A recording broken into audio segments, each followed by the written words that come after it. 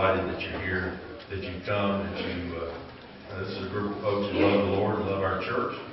And so it's good to be with you this afternoon. This is the first of 4 listening sessions we're going to have around the annual conference. We're anticipating some significant recommendations coming at annual conference this year. And we wanted to hear from you, and then we'll go work on them some more. So everything that we share with you today is work that we've done over the last really couple of years. And so we're going to share that with you, and I've got others helping me do that today. Then we're just going to involve ourselves in some Christian conversation. We Methodists believe in Christian conversation, but we believe actually that it's a means of grace. And so we pray that God's grace will be in the midst of our sharing today. Would you pray with me? Loving God, we thank you for this day and for all these your servants, folks who love you and love our church and want the very best for this United Methodist Church here in Kentucky. And so we ask you to be in the very center of our conversations today, that we might feel your Spirit leading us, that we might be good listeners, and that we might be able to share effectively with one another. Lord, for the traveling mercies today, we give you thanks and praise. And watch over us with your love today. In Jesus' name, amen. Well, our annual conference, like really all the other annual conferences of Methodism here in the United States, faces, I think, some extraordinary challenges in the years ahead. We have an aging membership. That's very evident as I go from church to church. I see more people my age than I see folks my children's age. So we have that kind of demographic change in our churches. We all know about the rising cost of sustaining vital ministry, and every one of our local churches deals with that, as does our conference. We've experienced some difficulty in reaching unchurched populations, and more unchurched people live just within a mile of every one of our congregations. And we've not been as effective in reaching young people as we hope to be and as we should be. So the Cabinet and our Primary Task Executive Committee, along with our Council on Finance Administration, have been in conversation together and working for 2 years on a set of missional strategies which we believe will help to position our church here in Kentucky to effectively confront the challenges that are before us. Now, how we respond in the next few years, I think, will set the stage for what I believe can be our finest chapter. I'm very optimistic about the future of our church. We can face the challenges before us with faith. We will be required, I think, to learn some new lessons. And we'll be required to attempt some new experiments. Some of those experiments will succeed and some of them will fail. But we're called to do that, I think, in the future. We will have to pay close attention to the context of our mission field here in the Commonwealth, because it's constantly changing. And we'll have to make some hard decisions, what to cast off, what to take up. And we'll not always agree about that. And we will have vigorous conversations, and I hope healthy conversations, as we pour ourselves into the long-term task of making disciples for Jesus Christ. There are no quick fixes.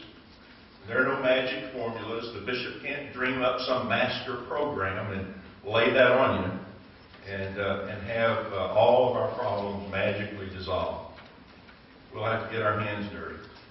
The mission of our local churches to make disciples for Jesus Christ, and the mission of the annual conference, which is to discover and develop and send clergy and lay leaders, I think can extend the witness of the United Methodist Church here in Kentucky and around the world. And I'm convinced that we can find our way forward with greater health and vitality. Now, this afternoon, I want to give you just a brief snapshot of our annual conference.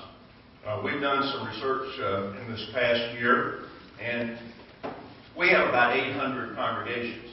We actually have 5-year data from 760 of our congregations, because during the last 5 years, some congregations have closed, and some new ones have begun. But for the 760 or so that we have confirmed data, here's what it looks like.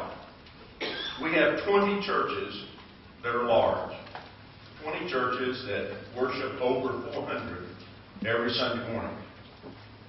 Of those 20 churches, 10 are growing and 10 are not. We have 140 medium-sized churches. Churches averaging more than 100 in worship. Again, half of them are growing, half of them have plateaued. We're a conference, like many other conferences, of predominantly small churches. We have 500 congregations that worship under 100. 300 of those congregations are relatively plateaued or in slow decline. And we have 100 churches that I would call stagnant. These are churches that have not had one profession of faith, one baptism, or any growth at all over the past 5 years. Those churches are in crisis. And those are congregations that I think are going to have to make a choice. They either will take some dramatic steps to change and move forward to help, or they're going to have to close. I don't think that I, as the bishop or our cabinet, would be doing our work well if we allow those 100 churches simply to continue to languish. I think we have to confront them with the reality that they face and ask them to change.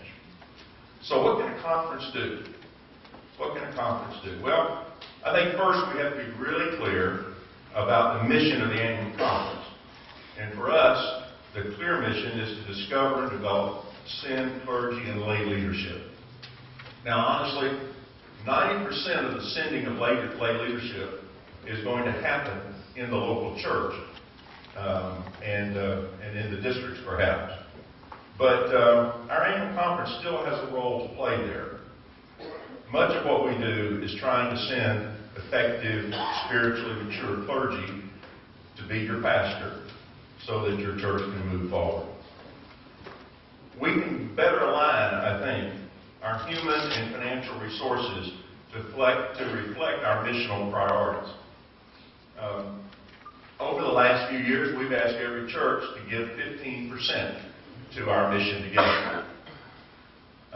We believe that if we make certain adjustments, we can actually bring that percentage down to 12% or maybe even lower, and push more money back to the local church. What would it be like if your church got a 20% reduction in your apportionment, our mission together? What would you do with that money? Our hope is that you would invest it in ministries that would reach children and young adults, new demographic groups in your community. We also hope that you would use some of it to partner with some of the ministries of our church here in the state. It's always kind of interesting to me when I look at the end of the year statistics that our churches, about 80% of them pay the 15%. 20% do not. They pay either nothing or a much reduced percentage. We also have,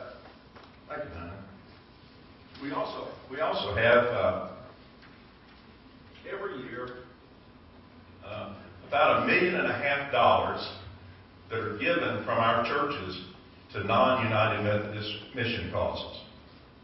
And every time I see that, I think about, well, I wonder if some of that money, those are probably all good things, but I wonder if some of that money could be sent to our camps and our Wesley Foundations and our urban ministries, all the other good things that we do around this state. We want to try to provide more resources for our local churches, and we think that you'll use that money wisely.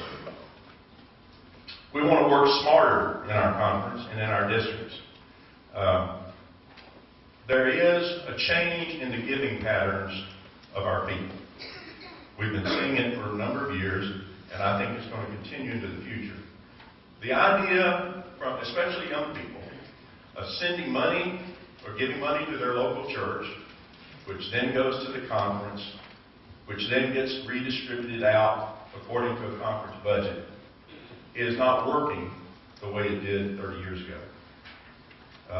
More and more of our young people, especially, want to see the money go directly to something that they are passionate about, that they're connected to, and that they can see the results directly. They don't have anything necessarily against what we're trying to do, but they have a harder time being supportive of it than some of us who are perhaps a little older. So the idea that you can put money into the annual conference and then have it flow through to everything else, I think is not as sustainable in the future as it has been in the past. And so I think we have to adjust. We have been, at least for the last couple of years, shifting the role of our district superintendents from being supervisory, primarily supervisory, to that of what we call the chief mission strategist. We've asked the superintendents to develop operational teams within their districts, to use other elders in the districts to help them with the work, and to spend less of their time being the family referee in small churches. You're supposed to laugh when I say that. We have a number of churches where they think the primary goal of a role of the superintendent is to come out and referee their fights. I got to tell you, that's the worst part of the superintendent's job. If they never have to do that again, it'll be okay. Because frankly, you ever tried to referee a church fight? You can't win. You can't win. Our churches are going to have to take responsibility for their own stuff. And our superintendents need to be spending time working with the churches that really want to be healthy. Really want to be healthy. We must continue to plant new faith communities, new churches. Most will be extensions of existing churches.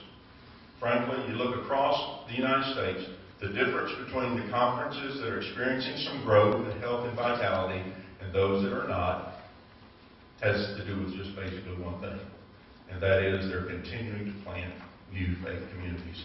And they're finding ways to intervene in churches that really want to be healthy and want to be more vibrant than they've been in the past. We want to emphasize church health teams who can come alongside stagnant congregations to help them move toward health and vitality. We won't force anybody to do that, but we're looking for congregations that really want to get better. And I think we can discover a new generation of clergy and lay leaders who will help us fulfill the mission of Christ to be ever more faithful and fruitful. You have some materials in your hand that flesh out some of our thinking thus far. And we gave it to you as you came in. Most of you, it's the first time you've seen any of it. It will be on the web. In fact, this whole session today is being videotaped so that it will be up on the web. And others can see it who could not be with us today. And you can go back and refer to it if you want. These are listening sessions. Nothing set in concrete. You see a budget there. CFNA is still working on that. This is where it is at this point. But there will be other meetings yet to come where that will be finalized for conference. Changes can yet be made. Now, several other persons who've been involved in the primary task team are going to come and make some comments. And then when they finish, we'll have an open mic and we'll have plenty of conversation. We want to hear what you have to say. Not only is it being video recorded, but there are note takers here as well, so that we can share that information back with the cabinet and with the primary task executive committee and with CFNA. So I'm going to ask Julie to come and share at this point. Julie Love, for those of you who may not know her, is our Director of Connectional Ministries. as the cabinet, and as Bishop said, as the cabinet has defined the mission of the Kentucky Annual Conference to discover, develop, and send spiritual leaders, we're working to further define our ministries within connectional ministry within this.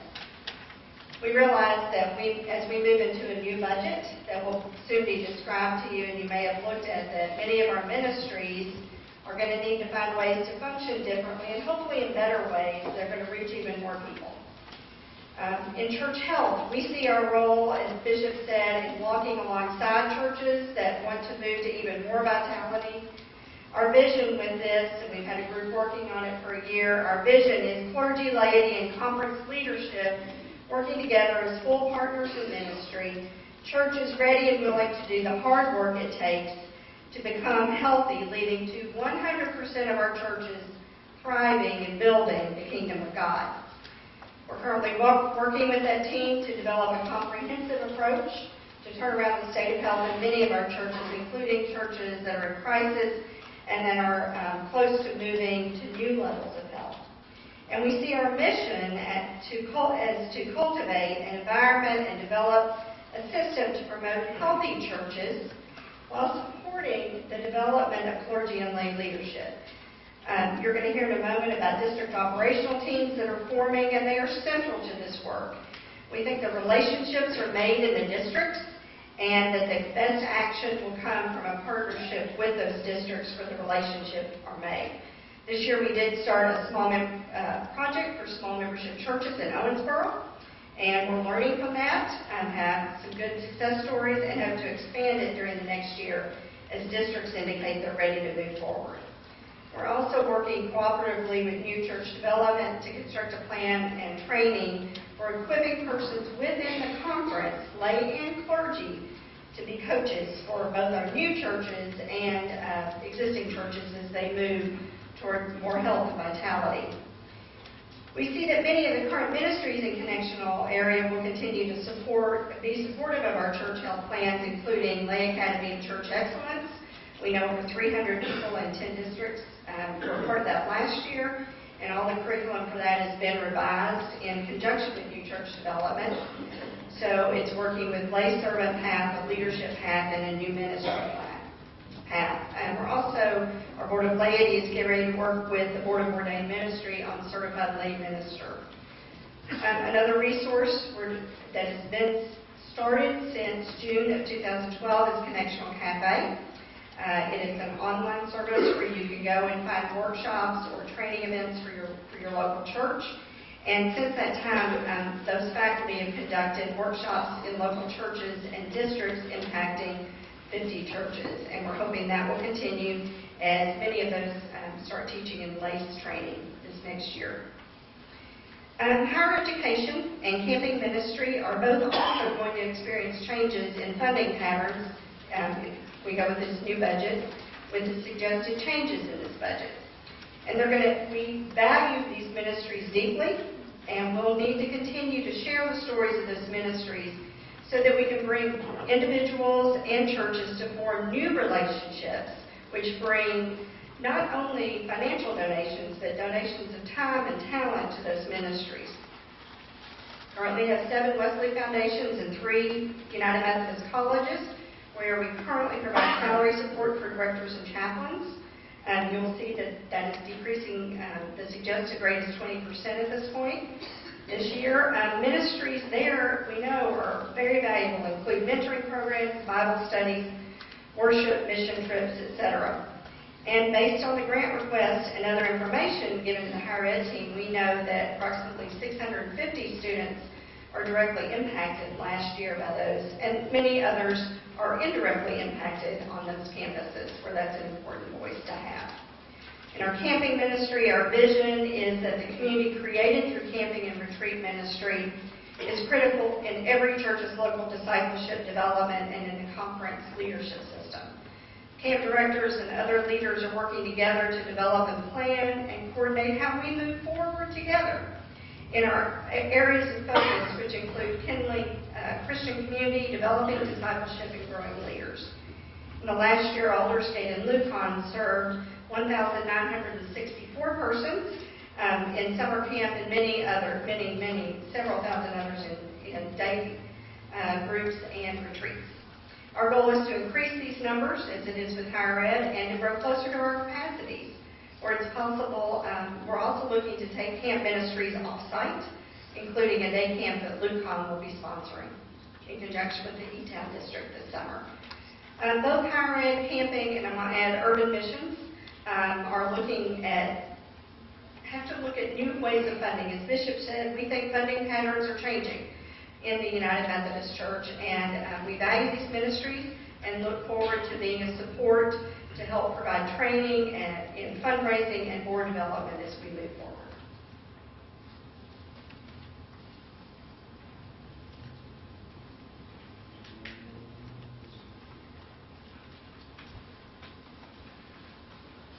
Kevin Burning is our Director of Ministerial Services, and that's right at the very heart, I think, of what we're trying to do in terms of developing a new generation of clergy for our annual conference. So Kevin's going to come and make a few comments, and Gary Gibson here is also on our primary task team, and Gary, of course, chairs our board of ordained ministry. Good afternoon. One of the challenges we face within the Office of Ministerial Services, and specifically the Board of Ordained Ministry, is that the average age, I am taller than Julie, aren't I? Okay. The average age of a clergy person in Kentucky is right around 55. So to say in the next 10 years, over half of our current clergy will be of retirement age. Therefore, we have to be working now and not waiting for that significant change to have effective leaders ready to fill those pulpits as we come to that time. Part of the efforts we've done is some of those things you're familiar with the Isaiah Project internship. We currently have about a dozen applicants this summer, and already we've had over 50 come through that program that we inherited from Tom Smith and his leadership and board at that time. So we're looking to strengthen that program as we move forward, giving opportunity for college students to discern whether they are called to full-time ministry by a licensed ordained ministry. A big part of that is helping not only the college students, but we're also aware that really if you have kids in school, in middle school, the school starts talking to them about their gifts and their vocational interests. So we're looking for ways to connect not only with the college student, but also with the high school student in some developmentally appropriate way, connecting them, get them thinking about ministry. So we're embracing that idea of our role of helping discover clergy leadership within the annual conference. Looking for ways of not only connecting with college students to the Isaiah Project, but also connecting with them through the years so they have a cohort, a community in which they can relate to, of other students like themselves who feel a call to mission for ministry, to know that they can be meeting together and supporting each other from across the conference and knowing the conference is walking with them as well. Part of that is letting our seminary students know that they're not out there alone, but their conference still praying for them and caring about them. Not only being a face for that, but also helping as best we can and struggling with those ideas of how do we help address the crisis of the cost of education. We don't pretend to have the answers to that, but we continue to struggle with students and looking for ways that we can be a help in the annual conference. We're looking to claim that of equipping our current clergy, certainly through our residence in ministry, but also realizing that it's impossible for seminary education to be long enough to prepare you for every part of ministry, especially today when the church capital C is changing so rapidly. I think it's important that we have a way of supporting and training clergy that's flexible and adaptable to the changes that we have coming for us. The kinds of things that clergy are facing today are different from what even 5 years ago, some of the challenges. And particularly as that role of clergy changes, it becomes a more difficult challenge, no matter what community in which they serve. So we're embracing that discovering of clergy leadership, but also embracing that effort to have a culture of continued learning within our annual conference for our clergy. And also in that process to remind ourselves that the Board of Ordained Ministry is not just the HR department of the church, but rather we are a spiritual discernment arm of the church. But we're helping people discern God's calling on their life and affirming the calling that they do have in their life.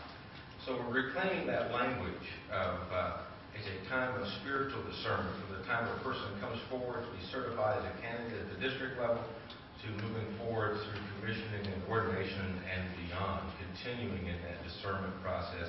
God doesn't stop talking to us once we've made a decision, and God certainly doesn't stop calling us to new things after ordination. And so we want to come alongside our clergy and help in ways that we can. It's also an acknowledgement that in the life of the church, our roles are really rapidly changing.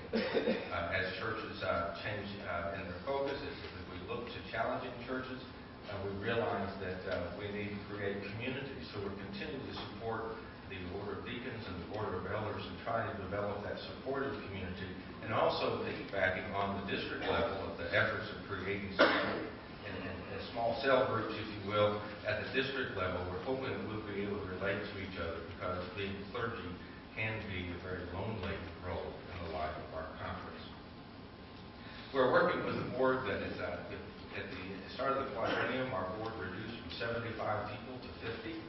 We went from 6 teams to 4 Barnabas teams that interview our candidates. This year we have approximately 17 people coming for us for commissioning, 1 person coming for associate membership, and 17 applying for ordination. So keep us in your prayers in a couple of weeks as we are doing those interviews, because we have fewer people taking on that challenge of making that discernment for the life of the church.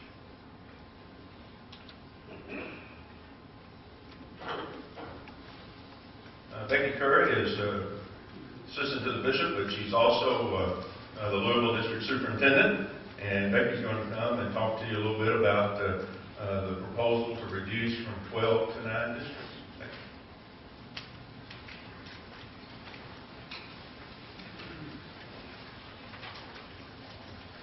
For those of you who are outside the Louisville District, we do welcome you to the Louisville District and thank Burke Creek for hosting us today.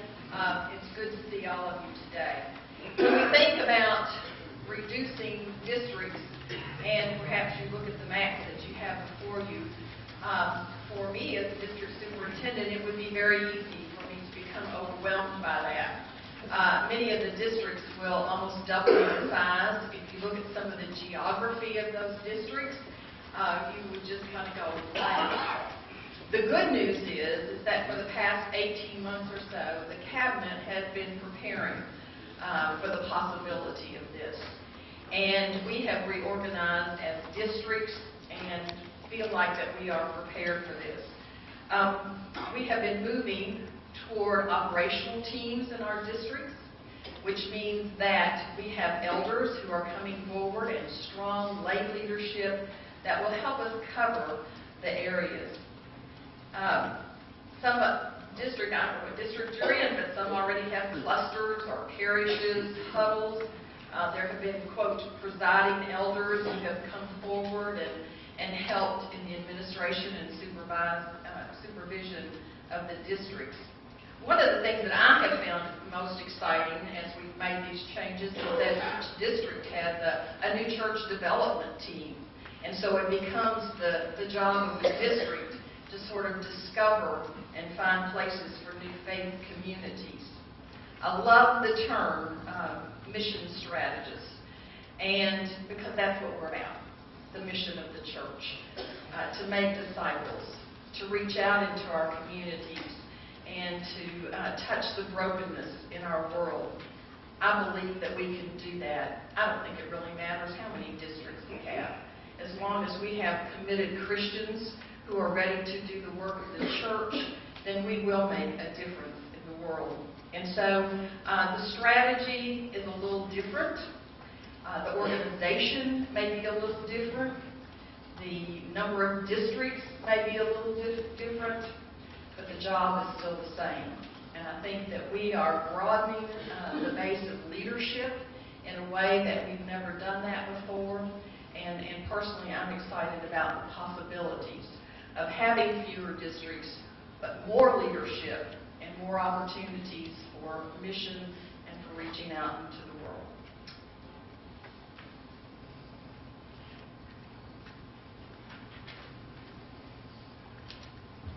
And a part of the adjustments that we are recommending has to do with our budget. And George Strunk, who is chair of our Council on Finance and Administration is here to do that. Of course, Joni Wade, who's our treasurer, is also here to help with questions as we get to them. George?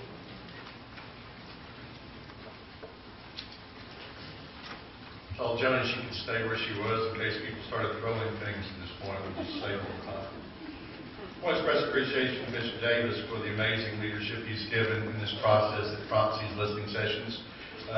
He's never shied away from hard decisions or controversial discussions and always tirelessly offered his leadership to give the best advice he could as we try to live out the mission that God has given to us. And so we're in his debt. If you were at annual conference last year, on the last day, in the last hours, you heard me say after we passed the budget that you could expect CFNA to come back in the coming years with an adjusted budget. And the reason can be explained in one word, and that is sustainability. It's been alluded to several times already. But it is the considered opinion of your Conference Committee on Finance and Administration that the budget as we currently understand it is unsustainable into the future in the ways that we've currently been funding.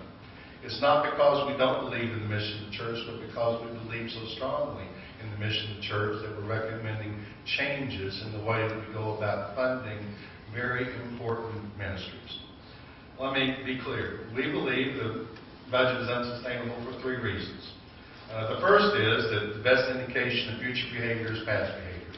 And since the year 2008, we have not yet raised $9 million, despite the fact that a 50% apportionment formula should yield more than $10 million in a revenue stream. We've not done that. We have been able to fund our mission covenant because of two things: reserves that we have held and the hard work of the directors and superintendents who have minded the budget and not overspent when they knew things were underfunded in various ways. So we appreciate their leadership. But the first reason is we have no behavior that indicates we're going to continue in this way.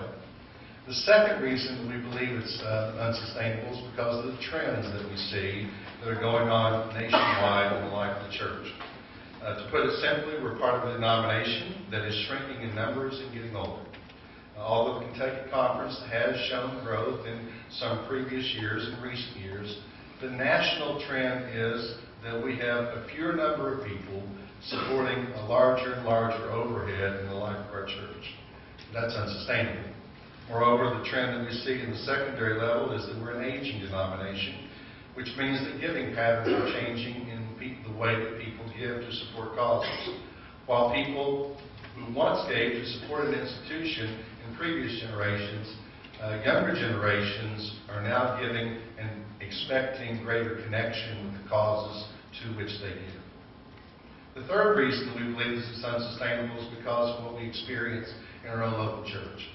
And all of this is simply to assist the local church, because if the local church is not strong, then all of our ministries are threatened. And we want all the local churches to be vital and thriving. But as we listen to the stories that you tell us about apportionment, giving to our mission together, we know these sort of stories. One pastor said that at a recent CFNA meeting that his financial secretary told him that it was taking 3 new families to replace every older family that was no longer on the rolls. Another pastor noted that when he looked at the giving in his local church, if a couple of families, just 2 families, ceased to be members of that church for death or other reasons, their own fiscal vitality would be severely threatened, and they would have to make radical changes. It's no longer a question of some churches being able to fund our mission covenant. It's becoming a question of whether we can fund Bible ministries at the local church. And so it was a considered opinion of your CFNA that we need to relieve that stress and allow local churches to retain dollars so those ministries can be strong, because they're the lifeblood of how we go about extending our mission together. Now, the effect of all this is that we want to reinvest, and we recommend a $7.9 million budget and a 13% apportionment formula. That's our current thinking. That's the budget that you have in front of you, the one that I'll refer to now. That handout displays 2 things.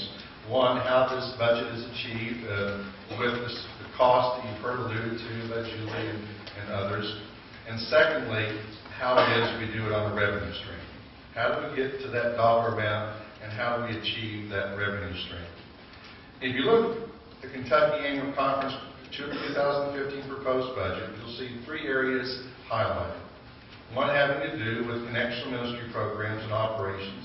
Another having to do with the District Superintendent's Fund, which is the source of the changes in the number of districts. And the third area has to do with retiree and spouse health benefits. These are the three primary areas where the most radical changes are happening financially for us. Number one, connectional ministries budget. With regards to the connectional ministries budget, higher education and campus ministries and camping and retreat centers, you've heard the bishop outline. This is an important area of ministry, but it's one of those areas of our budget that we can fund differently and even better if we give it a chance. We see the need and the opportunity to allow these ministries to tell their story. We know that many Wesley foundations have a good story to tell, and we think that's an asset as you go to local churches who want to be connected to ministry.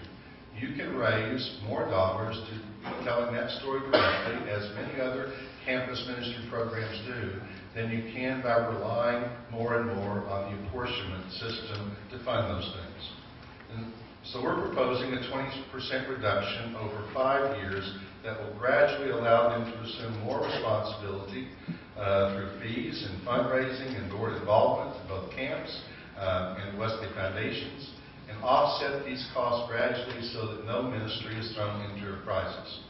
We believe they have a wonderful story to tell, and we think in many cases telling that story will reap great benefits. Though we also know, and this is one of those ugly secrets, that sometimes they don't have a good story to tell. The truth is that some Wesley foundations are struggling, and we have some foundations that have only 25 people participating. We would not, as a conference, appoint a full-time person to that ministry if it was a local church. But we have done that despite lack of fruitfulness in some ways, and that's something we have to take a look at. And we understand there's a lot of emotion around this from previous annual conferences and from discussion that happens to the grapevine. So let me just say this in a peremptory way. If you don't want to change the budget this way, fine. Tell me how you want to change it, because sustainability is still an issue. We've got to make some changes to achieve that goal. The second is the District Superintendent's Fund. That's how we move from 12 to 9 districts. That's the effect of having fewer superintendents. Reverend Curry explained that, and we appreciate the continued leadership of the bishop in helping us to manage this kind of overhead so that we can truly be missional in the way that we are doing ministry. Through this 18-month, 2-year process with Spiritual Leadership Incorporated, superintendents have been working very hard to learn how to do ministry different so the same missional objectives can be achieved in a different way through the working of teams. We're excited about that. We believe it can be done. The third area you see highlighted is retiree and spouse health benefits. We see the elimination of $772,000 from the budget in 2015. It's my understanding the Board of Pensions will come to this current annual conference in the year 2014 with a recommendation to reduce that in this current year by $386,000. There's been some debate about how quickly we can or should move the rest of that out of our mission covenant and to the responsibility of the Board of Pensions. All changes involve choices. I just want to be as clear as I can about the choices we're trying to make. And this choice is about trying to strengthen the local church so it can be vital in its mission, and the many ministries that we believe we want to use to extend our mission can be funded effectively. Now, while this particular line item refers to subsidizing retiree and their spouse's health care insurance premiums, you know there's been a larger issue confronting the annual conference for several years. You've heard us talk about it and allude to it. It is the unfunded health care liability for the future. The responsibility to provide clergy benefits is given to the Board of Pensions and Health Benefits. The Board of Pensions has $90 million of investments overall. In conversations with our General Board of Pensions, we've learned that approximately $50 million of those assets are not required to meet the demands of our current pension liability. The effect of that is to say that $50 million of assets that the Board of Pensions manages are not restricted in a legal sense. Furthermore, we've learned after discussions with actuaries of the General Board of Pensions that it is appropriate and we believe necessary to fund future health care liability with those $50 million of assets. Current liability is estimated at $40 million, so that's a changing number depending on the interest rate and market conditions. Therefore, given the overall position of our conference, with churches struggling, we believe the Board of Pensions is in a great position to be able to assume this future health care liability and move it out of our mission covenant budget. The $40 million of liability against the $50 million in assets represents the promises made to those who are already retired and to active clergy who have earned part of that promise. The liability grows every day as active clergy continue to earn retiree health care benefits. Actuaries have not yet accounted for those who may be entering our system in the future, which raises two critical discussion points. At what percentage do we need to fund this liability? 100%? 80%? 75%? 50%? Most nonprofits would be very happy to fund it at an 80% level. Some have absolutely nothing on hand to offset this liability. We think to balance out the needs, it would be appropriate to have less than 100% funding of this in the near future so that we can build healthier churches in the long run. Secondly, we think it may be necessary to change what future participants expect in terms of retirement health insurance benefits, as retirement based on years of service may need to become a factor in what we give to those retirees. Who's in the best position to fund this increasing liability? Local churches, the Board of Pensions? We think the Board of Pensions is currently in an excellent position, and so we're recommending removing that from our mission covenant budget.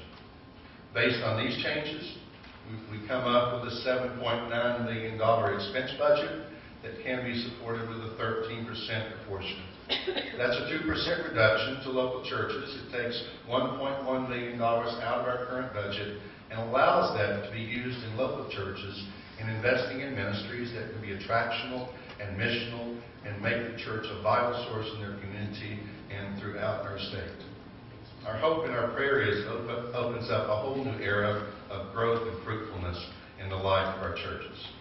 You have a line at the bottom of this that refers to the projected revenue scenarios, and I want Joni to come up and explain how we arrive at those numbers.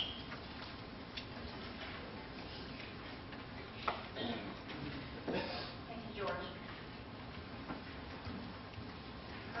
You'll see down at the bottom of the sheet it refers to 2012 projected income. That's the only complete information that we have in our office at this time. The 2013 statistical reports are still being rolled up, and we should have that information soon. So what we've done in order to project how much income we think we might earn is we had to rely on the 2012 reported income from all the different churches. So if I take 2012 reported income, and we know that not all churches pay at 15%, some do, some don't, but we can project based on past trends that a 15% apportionment rate should have yielded $8,735,000. You can see up at the very top of this page that actually we've collected $8,894,000. So that tells me that that's not a bad target to look at relying on 2012 information. It tells me that actually reported 2013 income is going to be a little bit better than 2012, and we'll celebrate that. So we've taken that information, we broke it down into different stratas, which is to say these are small churches, churches with less than 200 people in them, and we looked to see if they are in the aggregate paying at 15% or if they were paying at less than that. Then we went to the next group of churches and just tried to see how many of them are meeting the 15% target and how many are not. From that baseline, we can say, well, if we lowered that church's apportionment factor to 14%, if they were already paying 15, we'll get less. if they were not yet paying 15, will still get what they were spending. So it's a bit complicated, but we think we've done a pretty diligent job in trying to project what these income numbers might look like. And again, I can update them as soon as we have the final 2013 numbers available to us. So with that, I was able to tell CFNA through George's working with me on this, that we think at 13%, we'd get approximately $8,070,000. And again, that's based on 2012 reported income. We'll update it just as soon as we can.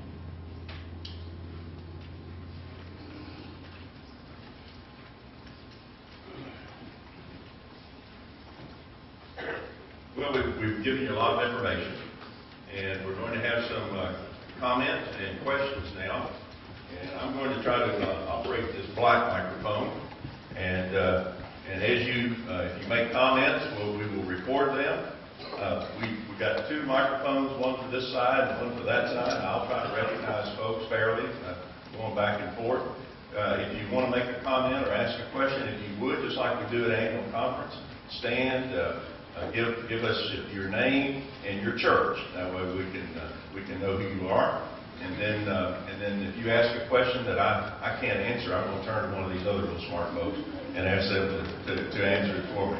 So let's do that. Let's just begin. And so like I say, don't be shy. All right? Questions or comments?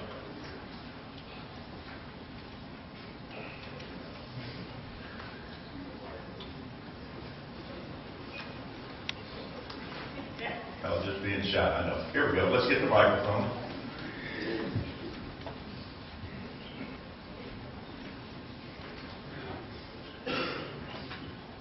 My name is Barbara Dudley, I'm from Bloomfield, and I would like to make a comment in regard to when we start naming the districts, if you've been given any consideration to that when you do, you might consider naming them more in terms of like the jurisdictions are named, so that people don't feel alienated and left out, so that we can't say, oh, I used to be part of this district and now I'm part of the Louisville district.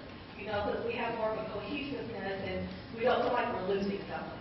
That we're becoming more together, not losing. Yeah. That's a good comment. Here's how we have thought about approaching this. For example, I'll just take it since we're in Louisville. You see the little red district outline. It includes Louisville and all down to E-Town. We could call that, for the time being, the Louisville E-Town district. But the idea is that the districts themselves would determine their own name. I don't think we ought to be spending a lot of time at the conference level trying to figure out what that ought to be called. If you want, if once the district is organized, you want to rename it to something else, more of a regional geographic name, that's fine. Now, I will tell you that I don't think we ought to spend an inordinate amount of time worrying about the name. Because that doesn't make one disciple, okay? And the other thing has been my experience when I was bishop in Georgia. I had a district that they were called the Dalton District, and they just didn't like that. They wanted to be called the Northwest District, and so I said, "Well, y'all want to change your name to Northwest?" That's right. So they did, but everybody still called them the Dalton District. It takes a long time for those things to change. So, I really, it doesn't, I don't care what the districts are called. But I think there are feelings around that issue for folks. And so I think that's an issue that each district ought to decide on their own. Because I think you drive those decisions down to that level and let folks make the choices that are appropriate for them. And I'm fine with that. I'm fine with that. As long as you don't call it the Baptist district or something. If you do that might upset me. All right, other persons. Yeah. Larry from Centenary Shelbyville. Do we have a preliminary map of the new district layout? Yeah, it should. You should have been able to pick one up when you came in.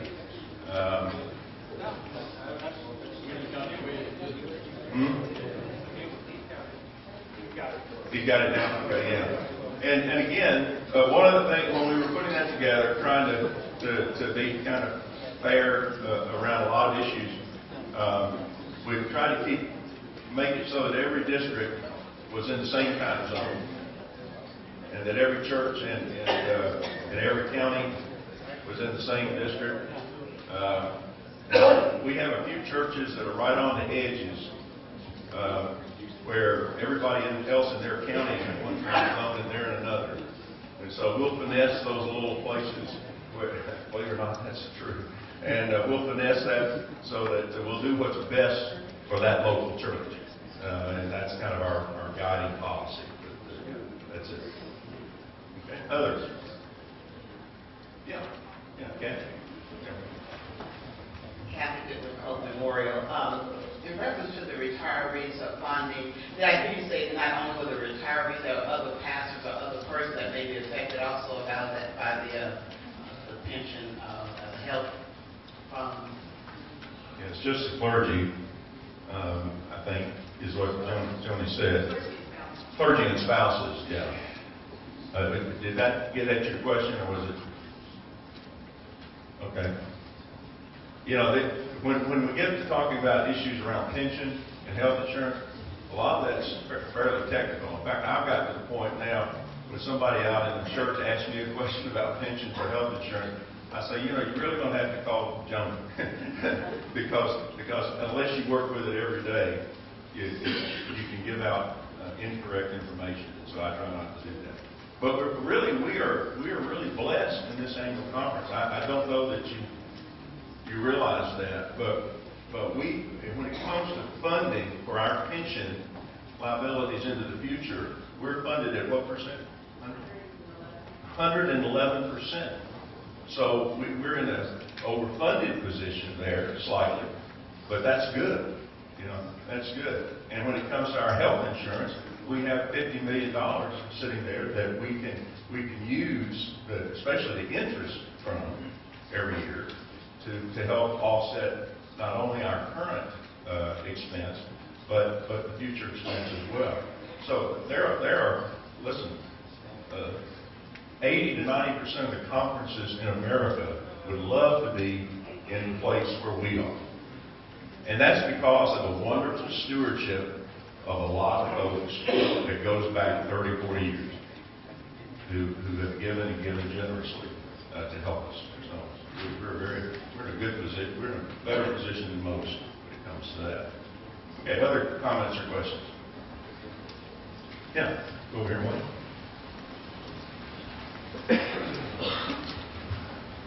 Wayne Bishop, retired. A couple of years ago, we were looking at back to this unfunded liability related to retiree health insurance, about $52 million unfunded liability. And we were striving to move toward 60 to 70% of that being covered. Now I'm hearing that that unfunded liability is no longer an issue, if I've heard the report correctly. In fact, we're looking at an ability of about $40 million surplus or usable funds. So my question is, what changed? And what those unfunded dollars were dollars that were not usable because they had to go to fund the unfunded liability. So what now has changed that allows those dollars to be free? Thanks, Wayne. One of the first things that I'll speak to is Wayne referred to the post-retirement health care liability being in the $50 million range. And although I don't know specifically what plan changes were made, there were some plan changes made in the retiree health care plan that have reduced that liability to closer to $40 million. And our most recent actuarial report has that number at about $38 million and change.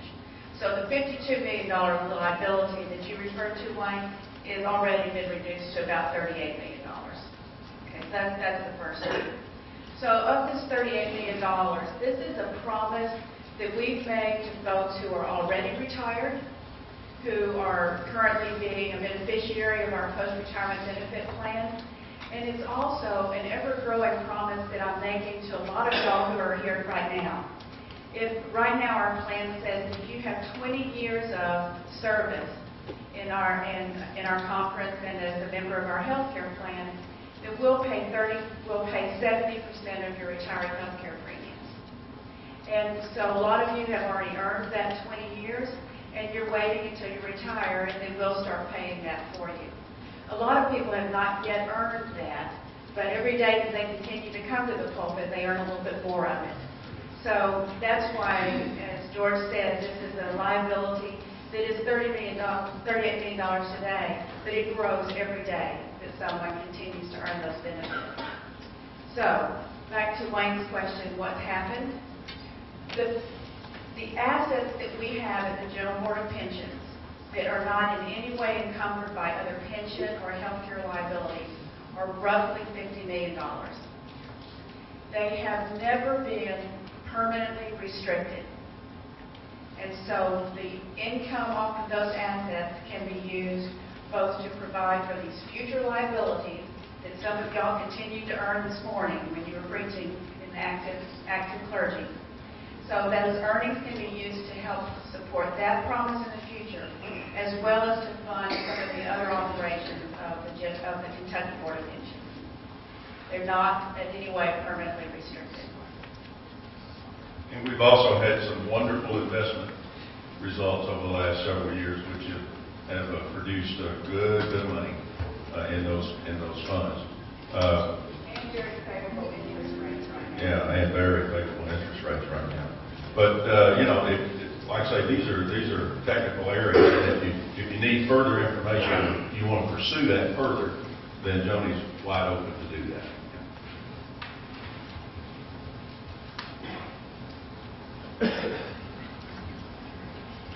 Steve Fairfield, Middletown Church. It's kind of a follow-up to Wayne's question. You said you had the $50 million, but when George explained we're going to use the $50 million, when you just made your statement, you said you're going to use the income off the $50 million. Can you clarify that, please?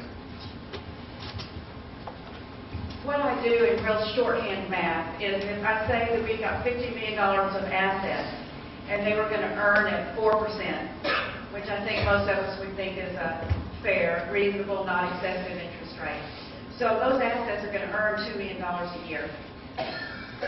My obligation under this post-retirement health care plan grows at about $1 million a year. And then there are other operating costs of the Board of Pensions also. So we believe that the earnings on that $50 million is right now adequate to support our current cost as the liability increases and as our other operating costs are covered. That help? Yeah. Thank you. All right. Other questions? Yeah. Here. Yeah.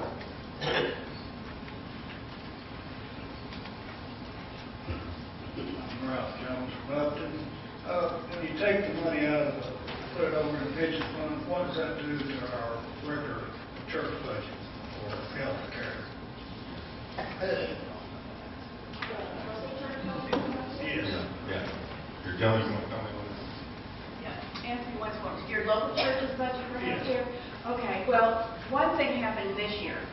When we reduced the insurance premium for the local churches this year. For active clergy, we had been collecting $1,062 a month for active insurance premium. And somewhere around the middle of, no, it was on January 1st. On January 1st, we reduced the premium for billings to local churches to $871. So we've already reduced the cost of the local church by that amount. And we believe that that's a sustainable amount in the future. We don't see the premium going up in the future, but for any increase in healthcare costs. Yeah, that was a decision of our board to feel like that if anybody should get a break, our local churches should get a break. And so that's what we did. Okay. Okay, I'm Lisa Carmen Ridge Spring. According to our new map here, I live in one county now and serving in another district. I'm living in one district and serving in another district. Do I go left or go right? We'll work that out. Which way you want to go? Yeah. Well, there are, like I said, we're talking about people who are right on the edge, and you're one of and you're serving in a church, and so we'll probably go where you serve.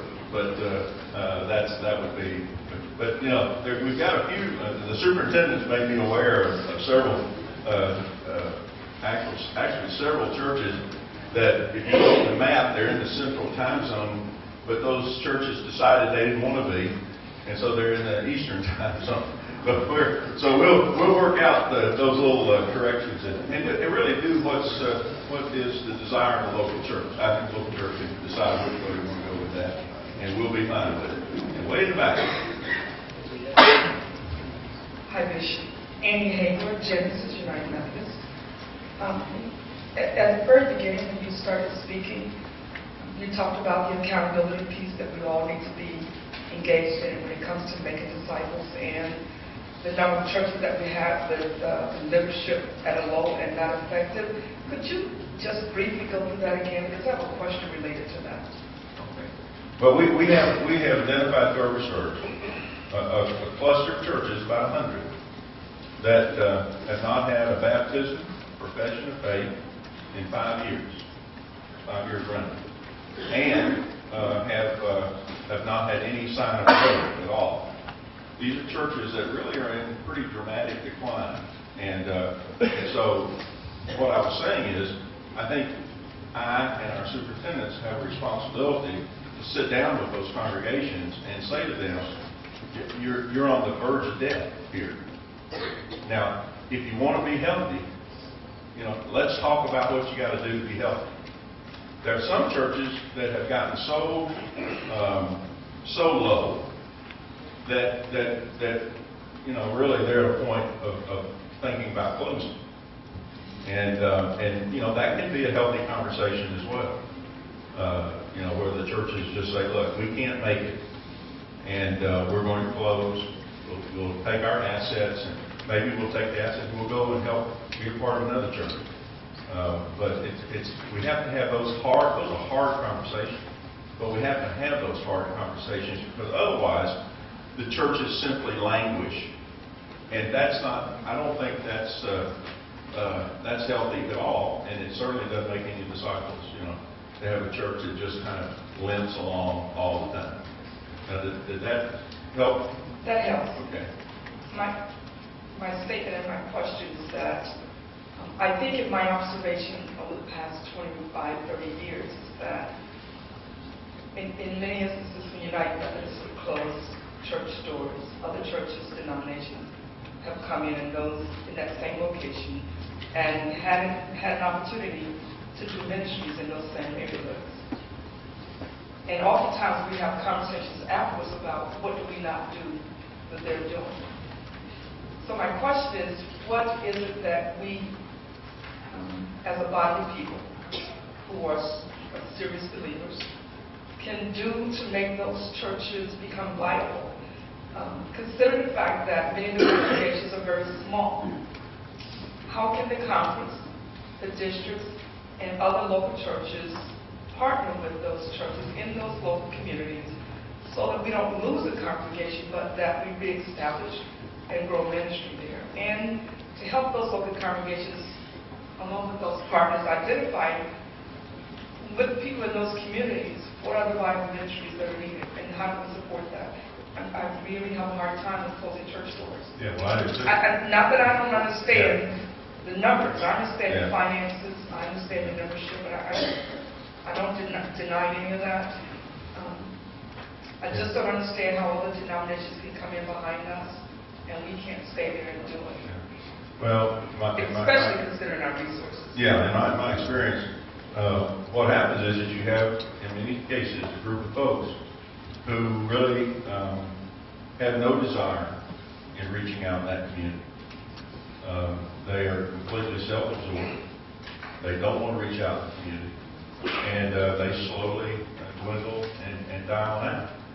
Now, if a church, you know, if you've got 4 or 5 people, they really want to reach out to the community, then there's hope. And we can come alongside those churches and try to help them figure out how to do that. But when you have churches that really don't have any interest in doing it, then it's awful hard. And you're right. Sometimes other groups come in and take over that. They acquire the building eventually, and they end up ministering to the community.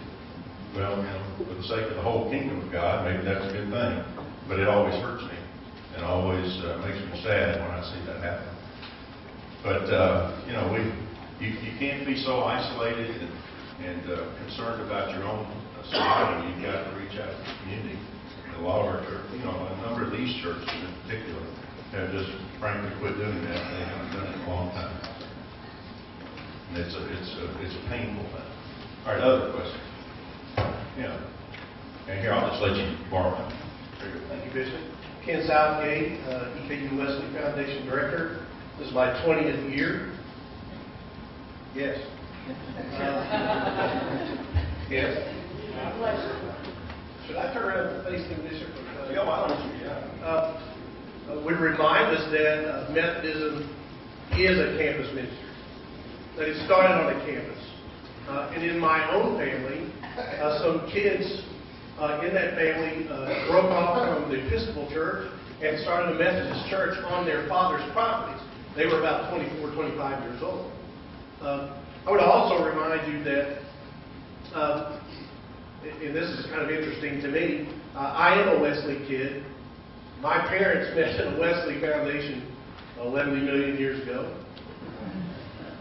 I met my wife at a Wesley Foundation. My brother met his wife at a Wesley Foundation. My boys have come through Wesley Foundations, and his daughter has as well.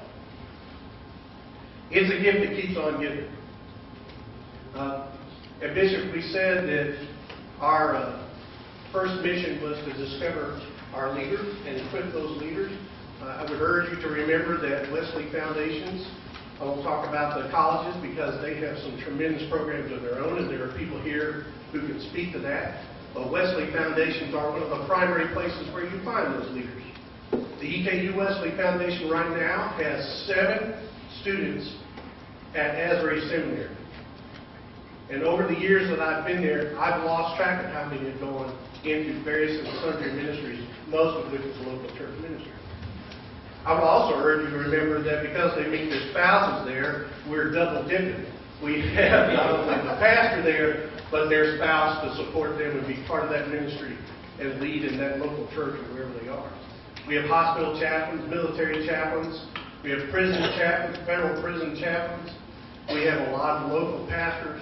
We have everything all the way up to, I'm going to guess you used to be a Wesley Foundation kid. Yeah. So my question, I don't know that was a long preamble. My question is that if that is going to be our first responsibility as an annual conference is to identify our leaders, the current program that we've been told about does reduce funding to Wesley Foundations for this year from 20%. It will continue to do that until the annual conference is completely out of the funding of the Wesley Foundations. Yeah, I'll let that sink in for just a minute. Where you will be out of the Wesley Foundation business, where you find most of your leaders. And so the other question that I have is, the first is that wise, and I'll let you debate that. Secondly, I think there's a misunderstanding about what the money to Wesley Foundations is for. It's not for programming. It is for the elders and one deacon who are appointed to those 7 Wesley Foundations. $64,500. We've been part of all the programs you've been part of, supported the health care, the pension, the whole bit. There's a salary, there's housing allowance, utility allowance, and usual things that you get as a campus minister. So you say that's a lot of money, but not a bit of it went to campus ministry. If you wanted to do that, there are other grants we could apply for through the annual conference, and they are very generous grants, and we appreciate that very much. But they're nowhere near $64,500. The Wesley Foundations do not generate income. Our students do not pay anything to be there. We are non-501c3 nonprofit organizations. We don't have the ability to raise that kind of money in any kind of business sense. Unlike the colleges, which can which can increase their tuition, or camps, which can increase the cost of going to camp. We have no means for that. How many local churches will take the money that we save and send it to Wesley Foundations? Very few. Would you? Yes. I want that name. I'll finish with this. My last part, Bishop, is directly to you. In a phone conversation with Bill Hughes, the UK Wesley Foundation Director, on the way here today, he wanted to know if we're cutting the money that supports that ordained minister in that position, will future Wesley Foundation directors still be required to be ordained ministers, or are we going to step away from that? Thank you, Ken. Let me try to respond to a little bit of what you said. First off, the 20% reductions, we really believe, we've come to believe, that our Wesley Foundations, frankly our camps, can actually raise more funds by telling their stories to our local churches and asking our local churches to partner with them in the future. And that's a direct relationship between the Wesley Foundation and the church.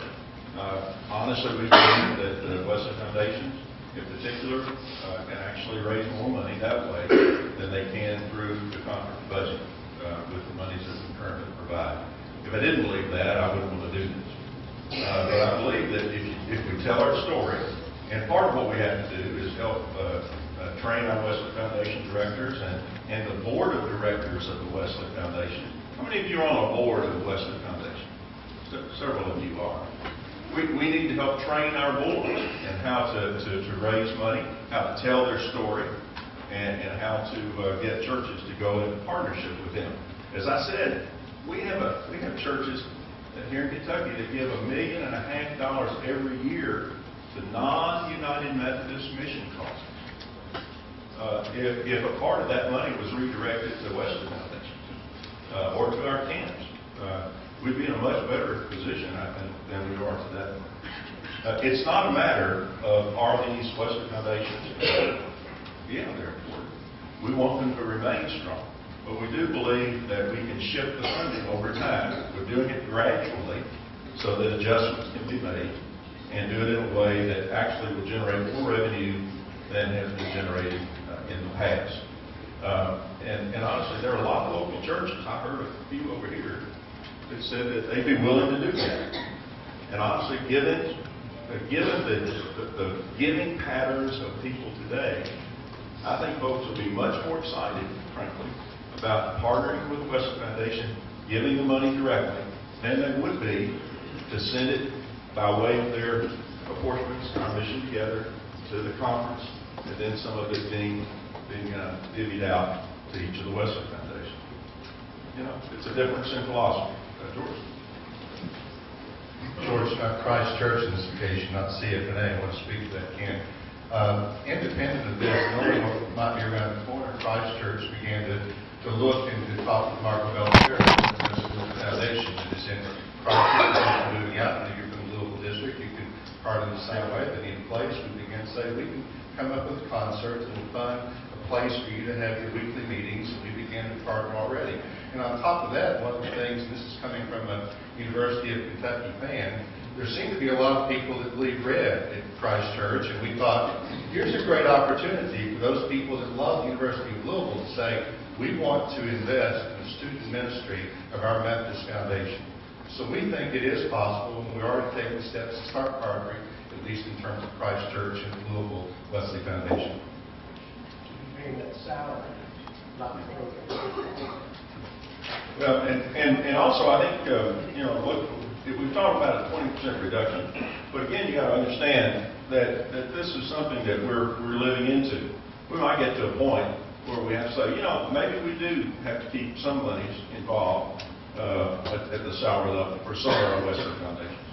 But we're not there yet, and so we're looking at this as a way to do a reset of the budget. Like I say, you go from 15% to 12%, if we get there in 2016, 17, that's 20% reduction. And I would challenge every one of our local churches to reinvest some of that money in places like our Wesley Foundations and our camps and our urban ministries. There are lots of things that you can invest in. And I think if every church does that, if all our churches will do that, then we'll end up actually with a healthier and more sustainable system. Can I ask a follow-up? Sure. As I look down all these numbers on the sheet that you have, why is this done on the backs primarily of our kids? When we take vows and we baptize them, we will be a part of their lives for their entire life. But it has nothing to do with that, in my opinion. We continue, we're just as supportive of them as we hopefully will be even more supportive of them. So it's not done on their backs at all. It's a way of shifting the funding system so that we continue to support it, but we just do it in a different way. Other questions? Fred Whitmore, retired. Here, let me let Kat get to you. Okay.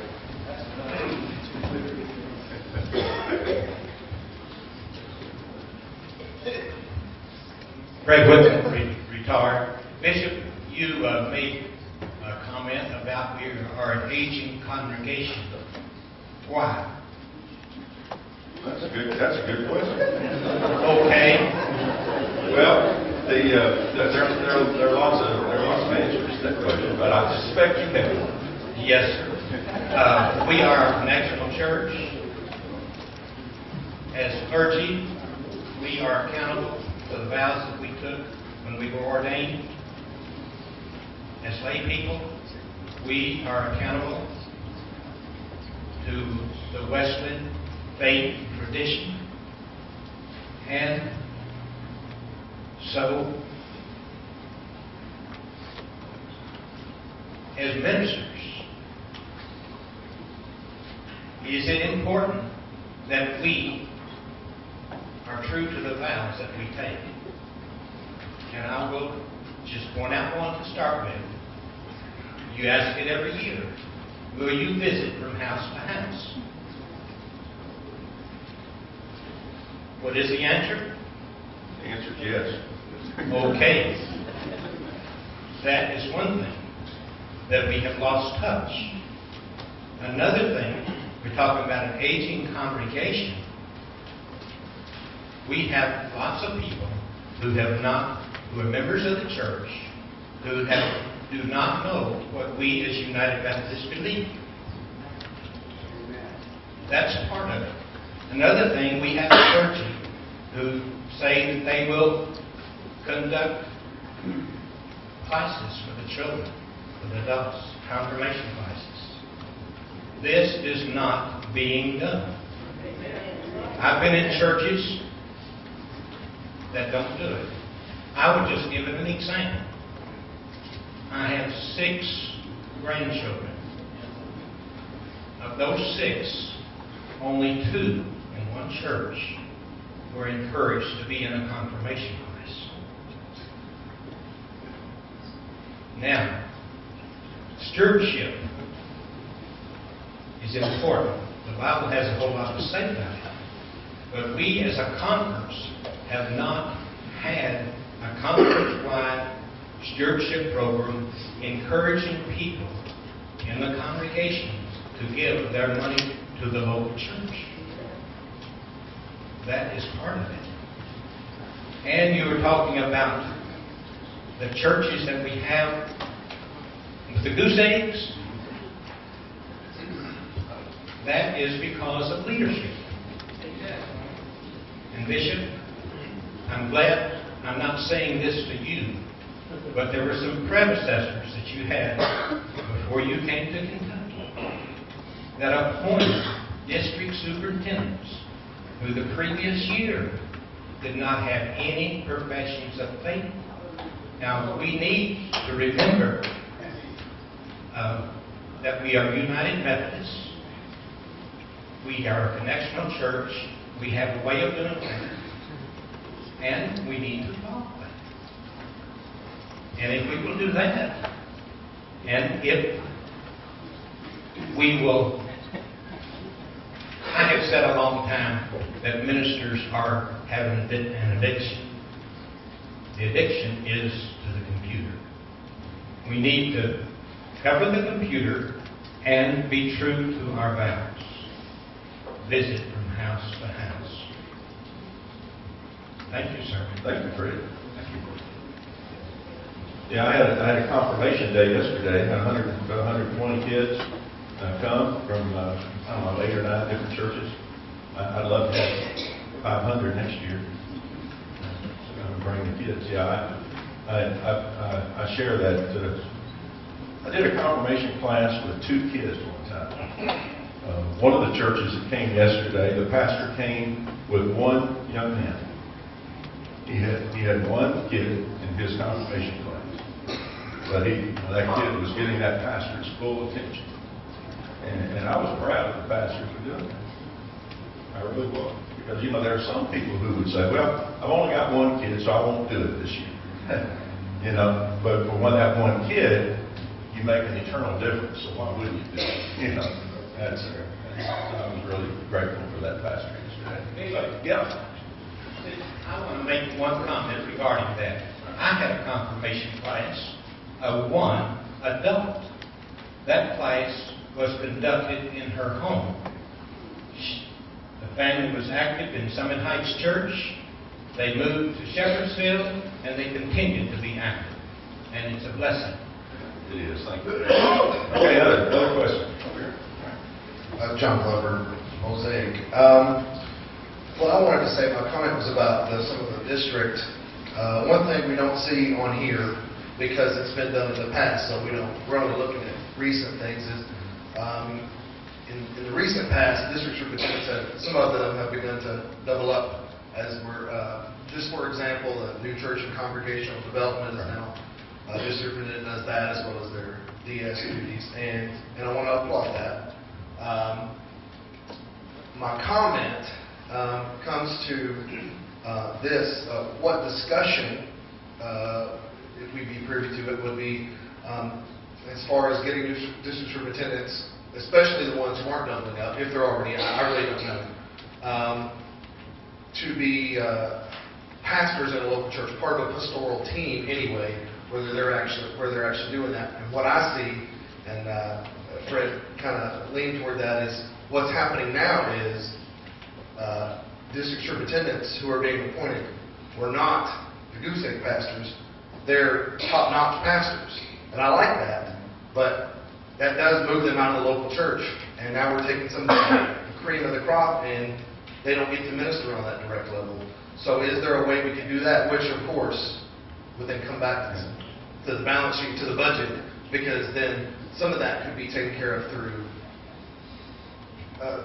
pay from the local church rather than from conference budget. So yeah, that's done in some places, not here in the United States. That's done in United Methodist churches and other places sometimes.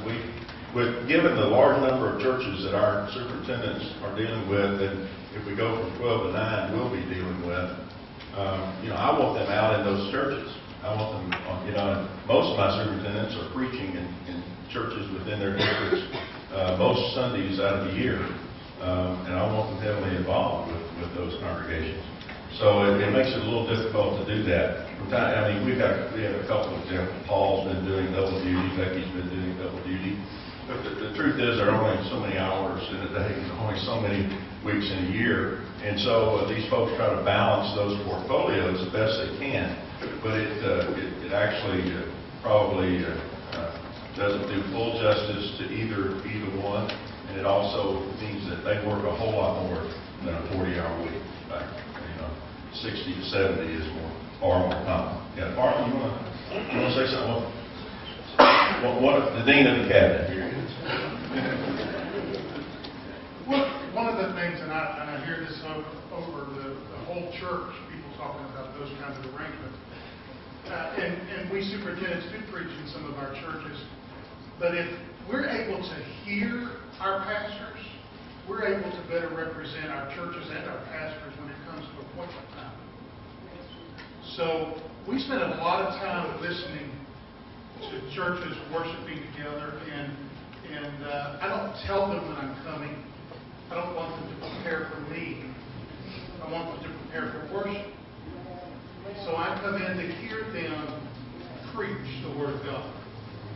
think that better represents when we get together to talk about this person or that church or this situation. And so putting us into a pulpit on a regular basis would make that extremely difficult. It does. Other questions? Yes. Kathy, you got another one? If we look at the budget, we have the line items here. I'm sorry.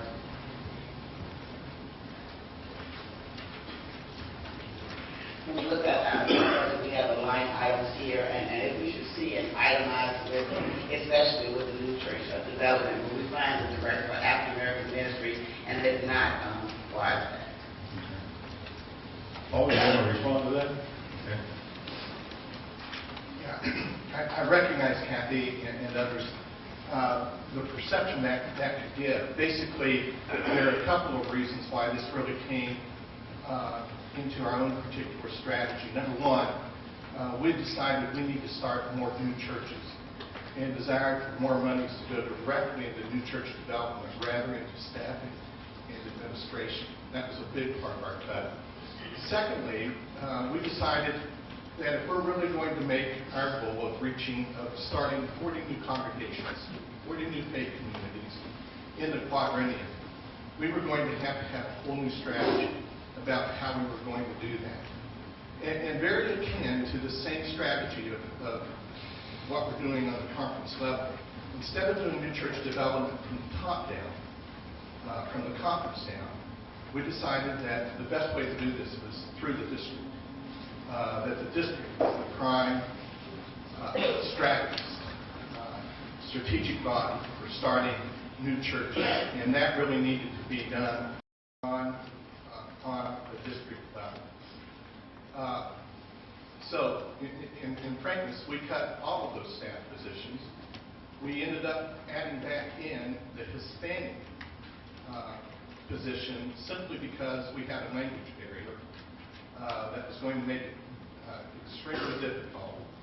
And in this team-based ministry, we decided for every one of our teams to be very intentional about doing that ministry without having staffing positions in those areas. Now, we still want that staffing position.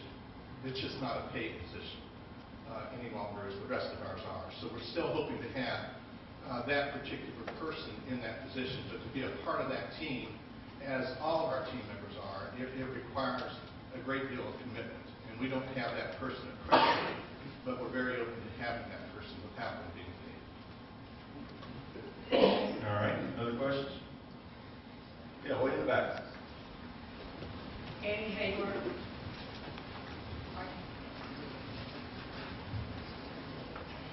Annie Hayward, Genesis. I'm going to refer back to my earlier comments on the churches in crisis. I'm looking through the budget now.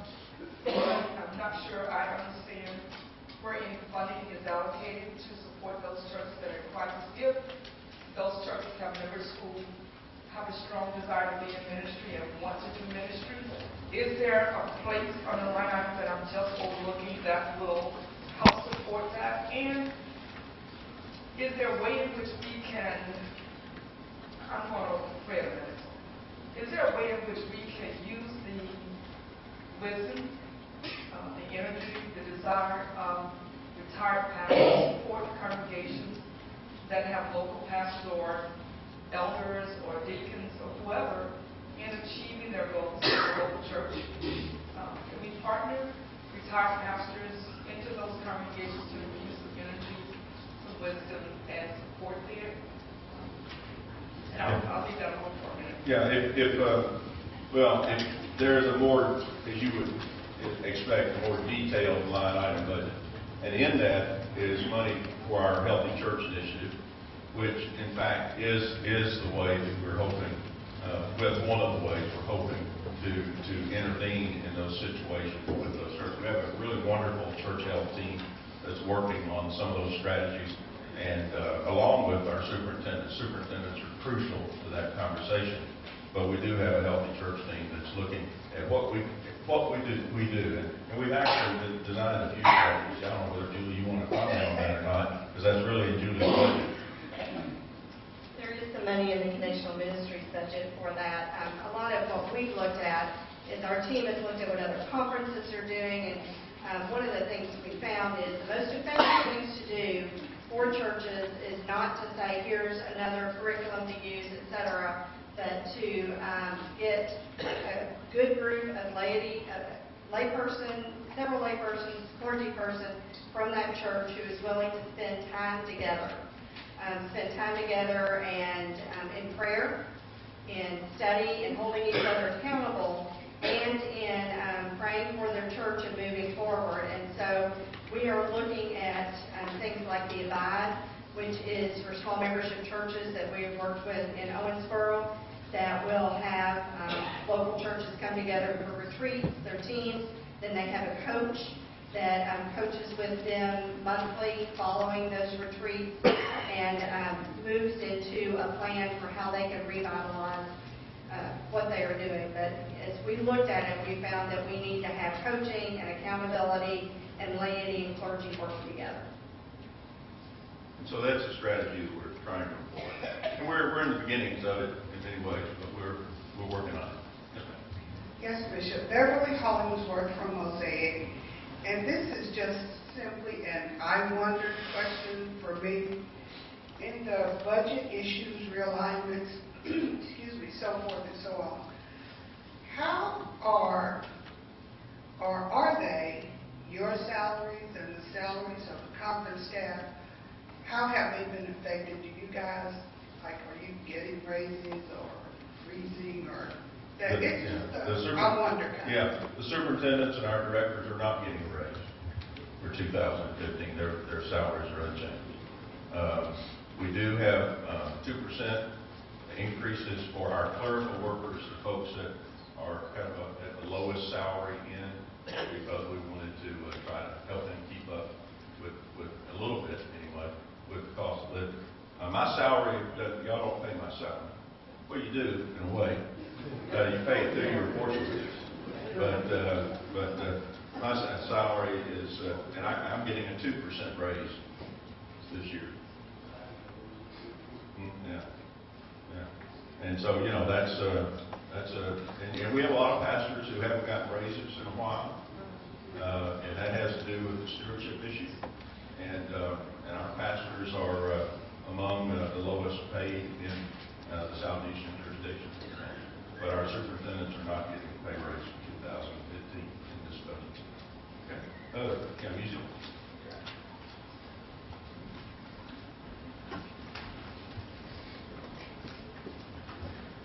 Unusual Pearson, Bethel, Mount Washington. Providing an annual conference this year, the alignment of the new districts takes place. What date does that take effect? Well, we'll vote on the annual conference actually votes on the number of districts. The cabinet determines the district lines. That's the way the discipline works. So if at annual conference, the conference votes to have 9 districts, then that will become fully effective in July of 2015. It'll take us a year to make the adjustments with the personnel to do that. Okay. Other questions or comments? Yeah. Alvin, Garris Lane and City Roads Chapel. Also, Chairperson Commission on Religion and Race. I want to speak for a couple of areas. One was the African American position. Of course, the commission designed that position, and it has not quite, I don't think, ever reached the full potential of what that position was designed for, because our constituencies of the African American congregations of this church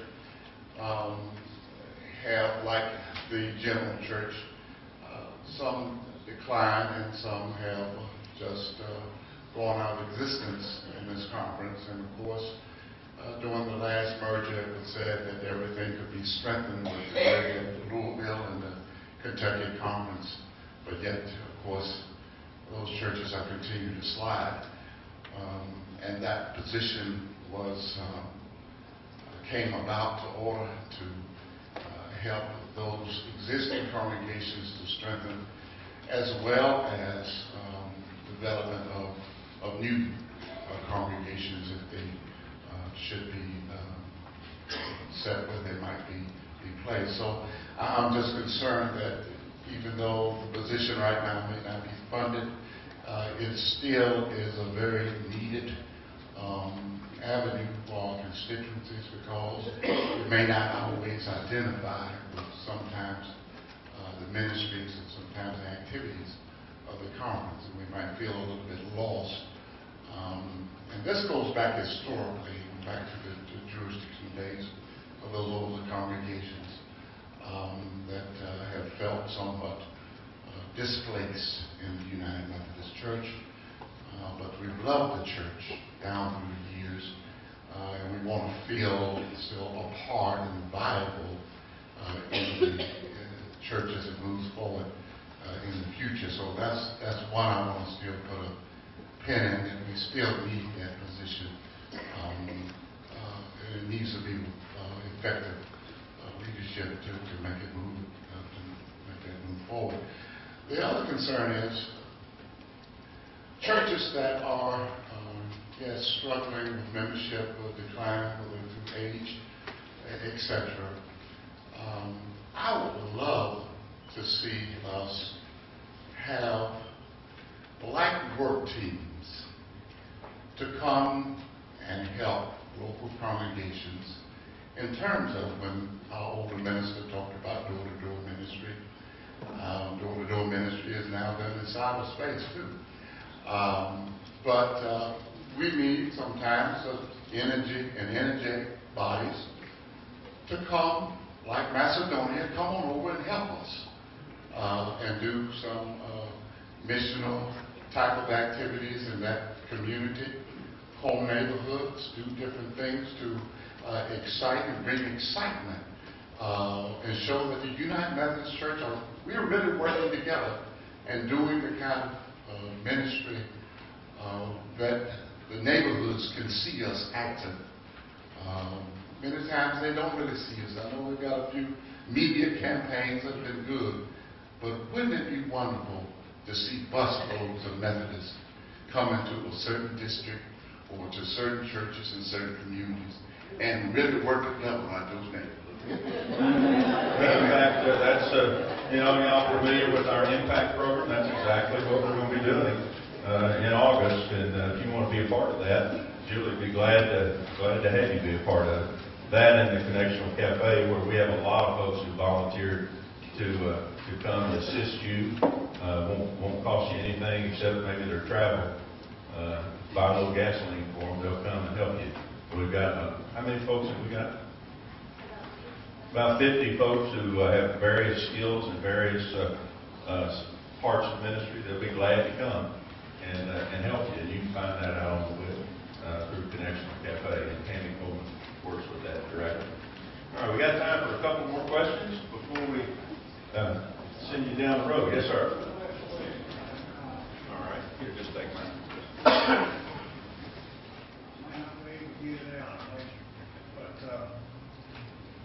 All the things you say about local churches, I applaud.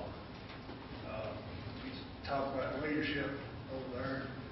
I'm from Upton, Ralph Jones, and small church. Been a struggling church. We've been kind of the end of the line for a lot of pastors. A couple of years ago, we decided that we just couldn't go any farther. We were going to have to become a part-time church. And we just happened to have a superintendent that was God-led. We told him we just couldn't go any farther. He said, and then later on, we said we would do whatever we need to do. And I guess since I've been in the church since 1950 or whatever, we had more professions made last year than we had the whole time. 13.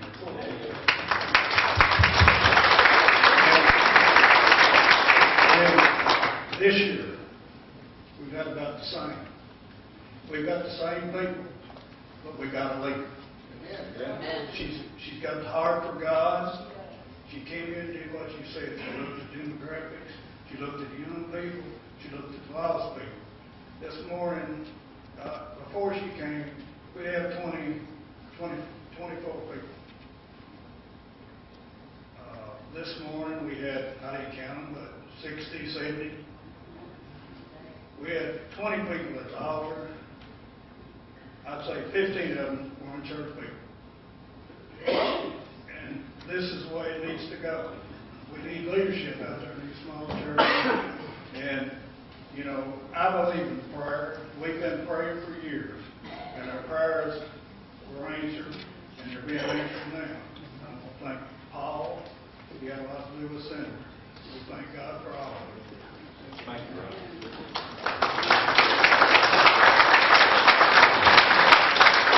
That story can be repeated over and over again, I think. Amen. Yeah. All right. Others? Yes, in the back.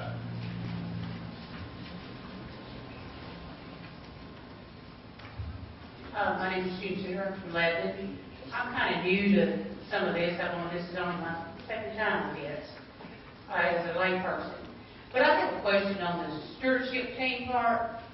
The proposed budget for 2015 is coming along with $100,000.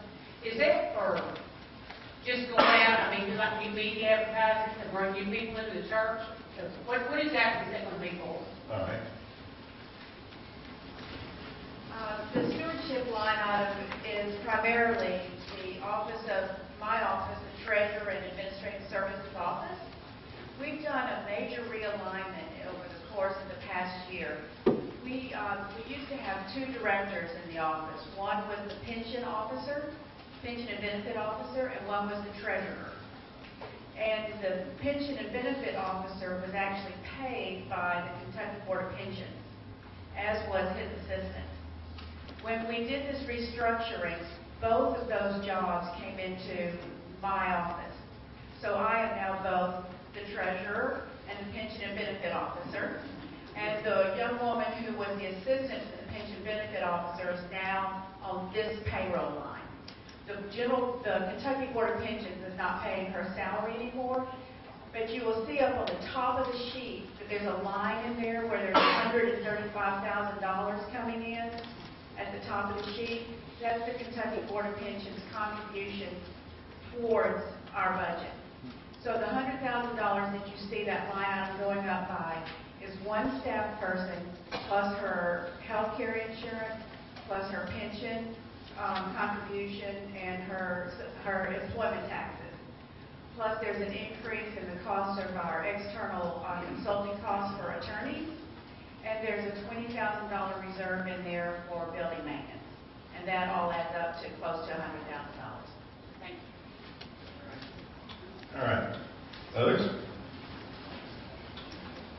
Well, let me tell you, we're going to, I'll wrap it up now and let y'all get back on the road if you want to. But everybody who's a part of the primary task executive committee or the cabinet or CFA, would y'all stand where you are? Somewhere in the back, somewhere in the front. Jim's there. I want to ask these folks if they'd hang around for just a little while. I know y'all can see. I know some folks are real shy and reluctant to ask questions in a group this large. So if you have a question that you've been dying to ask and you just didn't get to jump on your feet good, then we're going to hang around for a little while, and you be sure to seek one of us out.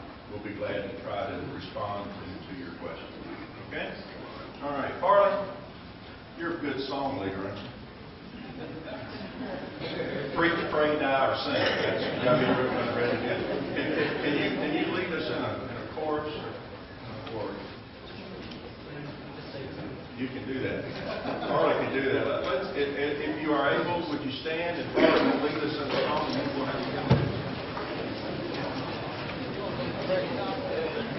It sings my soul, my Savior God to thee. How great